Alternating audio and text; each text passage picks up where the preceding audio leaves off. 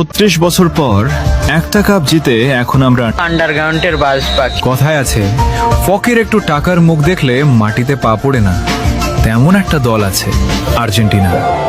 2022 বিশ্বকাপ জেতার পর এমন ভাব ধরছে মনে হয় ফুটবলের জন্মটাই বুঝি 2022 সাল থেকে হয়েছে। এখন তারা অন্য কোনো দলকে দলই মনে করে না। তাদের ভাব এমন, বাকি সবাই মাঠে শুধু হাজিরা দিতে আসে। ব্রাজিলের 5টা বিশ্বকাপের কথা বললে বলে ওগুলো তো অনেক আগের। আরে ভাই, পুরনো বলে ইতিহাস কি ডিলিট হয়ে যায় নাকি? তারপর আবার বলে সব বাপদাদার অর্জন। আচ্ছা ভাই, ইতিহাসের কথা তুললে পুরনো কথাই তো আসবে।